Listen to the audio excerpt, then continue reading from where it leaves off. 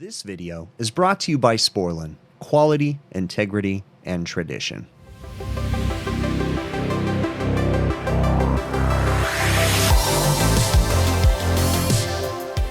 Well, working on some cook stores. They're saying they aren't temping, but I'm not laying in this until this box is cleaned out. So my first probably visit is going to be with me completely cleaning this box out, and then maybe I have to come back another day once we diagnose what's going on. This is just downright gross. Like, look at the back of that. Look at all that slime, nastiness. That's why I refuse to lay in this crap. Clean it first. And the remaining, I'll just use my vacuum, get the water out. They're still gonna have to detail in here, but I got most of it out so I can actually breathe in here. The smell was atrocious, so. All right, at this point, I've got it all cleaned out and dried out as best as possible. I've got some cardboard laid in every one. And we're gonna inspect each coil. So I'm gonna pull the covers, look at the inside, make sure the fan motors are working properly. Sometimes the fan motors can be installed incorrectly to where they're blowing down. I'll show you if I open it up. Fan motor looks good. What you need to make sure is that these little brackets are underneath, or those little clips are underneath the fan motor so it pushes it up, because if it doesn't push it up, then it sits too low and it hits the back of the coil cover. So I don't see anything crazy. I'm just looking to make sure there's no more plastic on the coils and stuff, and then we'll do a TD on all the coils once we get it back up and running. And this is what I'm talking about.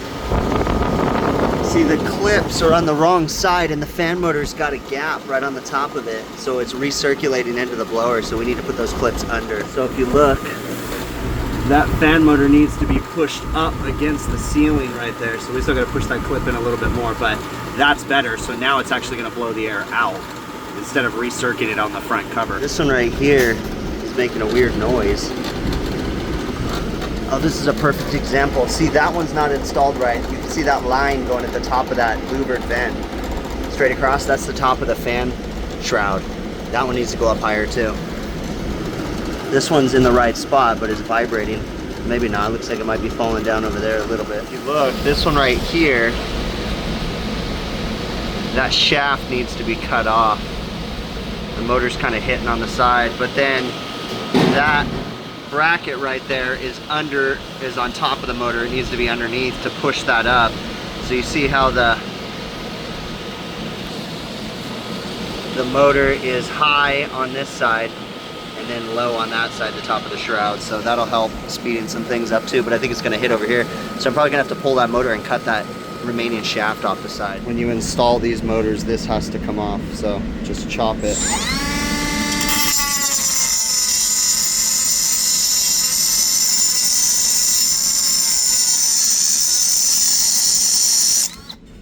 Now it'll fit in there and it's not going to hit everything, and I'll be able to bend that coil back in there. I'm also going to do a quick leak search on everything too, because we shut off the condensing unit on the roof before we turned off the coils. So that means that it didn't pump down and it was calling when I did it. So I just want to make sure there's no leaks. I have a feeling we're gonna have to change some coils. So we're gonna do, this looks like a fairly new coil. Probably somewhere in there, 4 or 5 years old or something. And if you look, this shroud needs to be up there, right? It's not ideal. These things aren't the greatest. They're supposed to be a big old glob of silicone in there too. But now it'll actually be blowing the air out all of this, and it won't be hitting this part of the fan guard. Okay, so now I have temp probes in every one of the coils, getting the discharge air, and then I have a temp probe right down here getting the return air.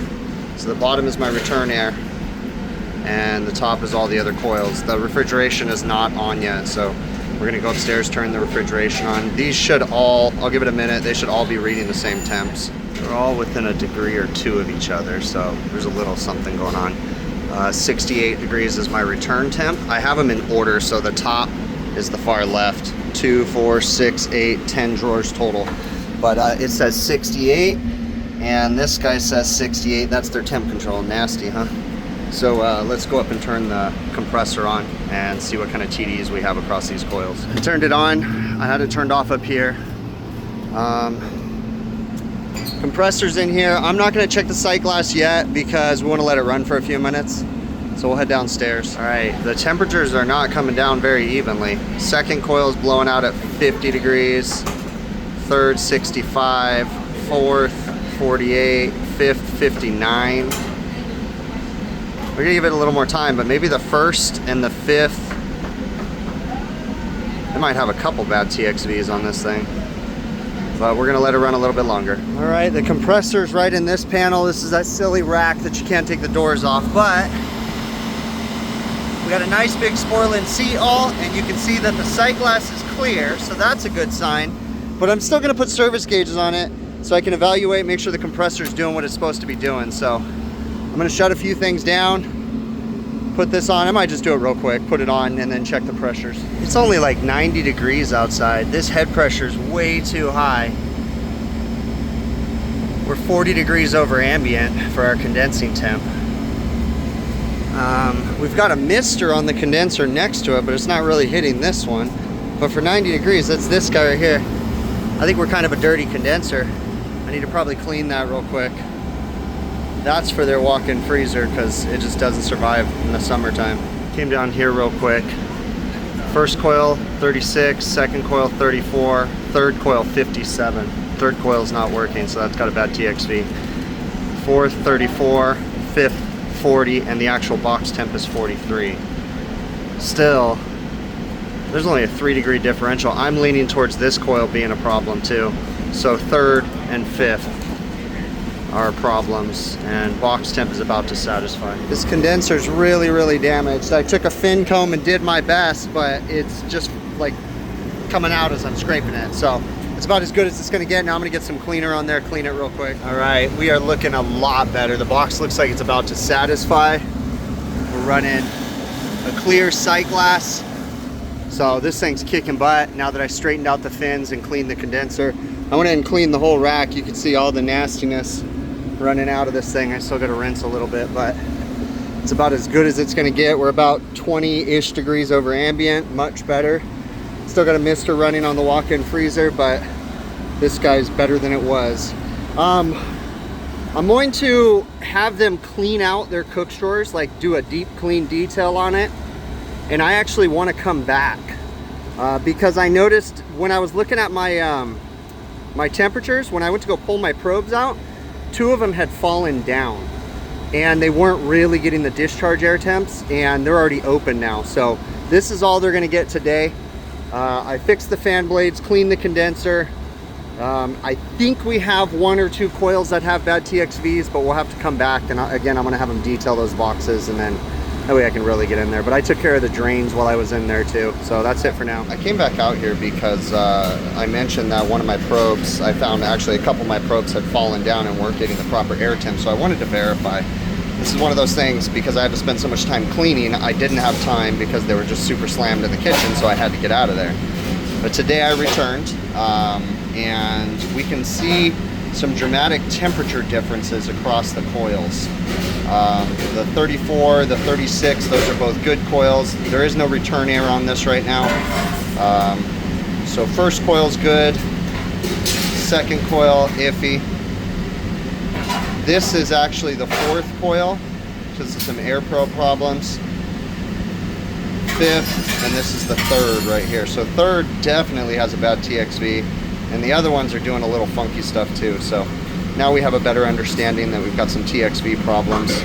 I'm gonna try to adjust them a little bit, but we'll talk to the customer. All right, after careful deliberation, we are back to install some TXVs. We're changing the TXV in that one, and we're changing the TXV in this one right here, and then the one in the waitress reach, and the coils were just way too expensive, so it's been a process. The downside to these valves is that there's like no room in here. It's really tight, so you gotta carefully drop the drain pan. The sensing bulb's gonna have to get rerouted, more than likely outside of the coil, because I'll try, but it's really difficult to get it up through the way they had it ran. So yeah, but I got the new valve installed. We were just cooling it off, and then we'll go from there. We got 2 other people changing valves too, so. Okay, that was a chore. Didn't get to film very much of it, but the one coil that had a bad TXV was full of oil. It had been logged with oil, so it was a nightmare getting the oil out. But we got it out, we got it brazed in. All the TXVs are brazed in. We're just working on mounting the sensing bulbs now. But I had to backflow with nitrogen, it was a pain. We're just pumped down at the liquid line receiver. So I'm gonna get started on changing out this Sporlan catch-all dryer. Got a new one right here, 16.4, it's a 1/2 inch. The CL sight glass is fine, nice and good shape, so we'll just get this thing swapped out. Using the wrenches the correct way, pulling them against each other, is the easiest way to get these to break free. Usually doesn't take much to get them loose. And now we're completely loose. We'll undo all the flare nuts, clean it up, put some new nylog on the mating surfaces, and we should be good to go. You know, come to think of it, that sight glass is kind of fogged out, so I'm going to change that too. All right, you always want to make sure your dryers are sized appropriately. Has information on here: low temp, medium temp, 3/4 through 2, as far as tonnage for the equipment with 404A gas. The other thing is, when you can, go bigger, as long as you're not creating a problem. Obviously, going bigger gives more surface area of desiccant to capture contamination. On a refrigeration system, that's huge because you can never pull a perfect vacuum and there's always leaks. So always go with a bigger size if you can, but there is things to consider. Obviously, extra volume, more liquid refrigerant. I like the flare dryers, so we're using a Sporlan 16.4 catch-all, C164 flare, and then we're using a male-female sight glass. Same thing, Sporlan CL SA14FM. Goes right on the dryer, looks just like that, and it's perfect. The flare dryers are huge because we're fixing leaks downstairs. We don't have to bring torches to change the dryer on the roof, so we like that kind of stuff. To each their own. Me personally, I put a little bit of nylog on the flat part of the flare, the mating surface, and then also on the threads, and then lubricate the top of the flare nut. Some people don't like using it. It does change the torque spec, but I don't use a torque wrench for these, so that's just how I use the nylog. And I use the nylog blue because that's the POE one. Nice and good, tight, and it is very rare that you actually get the glass to meet up with the label. So that's kind of cool. But yeah, this guy's in. We're ready to pull the evacuation. We're just going to be pulling on the low side because it's never going to be perfect on this. We're pumped down, so that receiver is going to be leaking through on the low side. Like, you're never going to see 200 microns and a holding decay test on a pump down system. It's just not going to happen. We got the dryers changed, coils are all back on and running. We're getting ready to pull the evacuation, so we need to make sure each coil has a TD, but we're not going to go crazy with it. We'll just make sure that the ones that we changed the TXVs on are working, and then yeah, we're just slowly moving through. Everybody's putting everything back together. We're trying to clean up our messes. It's 8 a.m. We got here about 6, so trying to knock this out as fast as possible. All right, the system's turned back on, and we are just leak checking our TXVs that we changed. Cool thing is the coil covers can be on. Not picking anything up, and then we're going to check the other ones too. So we're going to check that one and then the one over on their waitress coil. We passed our leak test, and now we're checking supply temperatures coming out of each coil. So I've actually got probes on the other one too for the waitress, but 49, 50, 46, 50, and 50 is ours. This one, 4535, is for the other coil. So far, we're looking good, but we're just gonna watch it, make sure we got good TDs on all of them. Yeah, these are all working. The waitress coil has 7-degree differential. These ones, for the most part, they're all relatively the same. 44, 45, 41, 45, 45, so that's pretty darn good. Yeah, all of our TXVs are working. We're gonna get our probes out of here and just watch this box come down to temp. Remember, I can't always film and make every aspect of these videos like a tutorial, because my first priority is to get the service call done, right? And I happen to be filming at the same time. So to start out, we got a service call for the cook drawers not working. First thing I did, they were disgusting inside. So I spent hours cleaning, and that was just me taking a water hose with hot water and blasting the inside of that box out, just getting bulk of the stuff, getting the big chunks out. Then the customer came in after the fact, after I left, and they detailed the inside of the box. It's still not perfect, but it was a lot better, right? Not so much stuff hanging down. You can see sometimes these boxes are nasty, and I'm not going to lay down in a bunch of nastiness and smell like nasty stuff. That's not what we're here for. So we're going to do our best to clean it out, put tons of cardboard down, work inside of there, and you can see how we did that. Now, with going through there, the first thing that I did was made sure all the fan motors were good. And I found a couple of fan motors that weren't installed right, a couple little things. I corrected those, and then we went through and started checking evaporator temperature splits. Now, there's not a set number for an evaporator temperature split from the return to the supply. Like, You're not looking for an ideal 10 degrees, 20 degrees. It's anywhere from 3 degrees to 10 degrees is what you're going to see typically on those things. But I'm not going to say like everyone's going to be the same. Okay. It depends on what the expansion valve's doing, what the refrigerant's doing, and that's going to change things. But we can use our evaporator temperature differences to kind of diagnose problems really quickly. I threw temperature probes on every coil, and for the most part, they should all be within, a couple degrees of each other because they're being fed from the same solenoid valve, same system, right? For the most part, same return air, although that box is a little bit big. So it is possible to have a 3-degree drift from the left of the box to the right. That's pretty typical for return. But immediately there was some funky stuff going on. And you guys saw the clip where I said, you know what, I want to come back. So we ended up coming back and I redid my probes early in the morning. And then we diagnosed that we had a few coils that the expansion valves seemed like they were acting a little funny. I actually adjusted those and they came back in line. What you didn't see on film was that I actually found that there was refrigerant leaks in the system. The far left evaporator was leaking at the TXV. The waitress side, which you didn't even see, was leaking at the TXV. And we had one failed TXV. It was more than likely a bad power head. In fact, I know it was a bad power head on the third coil. So we came back and I talked to the customer and I got pricing to replace every one of those coils. And it was going to be so insanely expensive to replace them all that I was like, man, let's just put some TXVs in these things. It was a pain, but we pumped the system down. We went ahead and replaced the 3 TXVs, and the system was back up and running. You guys saw that I did a temperature check again, grabbing discharge air temperature from every coil, just making sure they were all within reason. They were. There was one that was a couple degrees lower. That was I'm not going to split hairs over that. As long as I've got more than 3-degree differential across each coil, I'm pretty happy on those things. And yeah, everything was doing good other than that, right? You can see though that sometimes we got to work in gross boxes, and it's, obviously communication is key. Communicating with your management, communicate with the management on site. And I'll be honest with you, the management on site, when I showed them the inside of that box, they were disgusted and they were embarrassed. Okay. You got to understand, and I'm not justifying this, but these are giant restaurants and they have a huge staff. And so sometimes the managers, they have people underneath them and their people underneath them aren't doing their job. So inevitably it does fall back on the manager, but they're just as surprised. And it's what these restaurants do to fix these problems. When management knows like, okay, we need to be on that. Now they've got a normal cleaning routine on that box for however long it'll last. I don't know, but it is what it is. So I am not afraid to say, hey, you know what? This box is too dirty. We need to schedule a time. Either the management can clean it or I'm going to clean it. Now, in that situation, it was already early in the morning.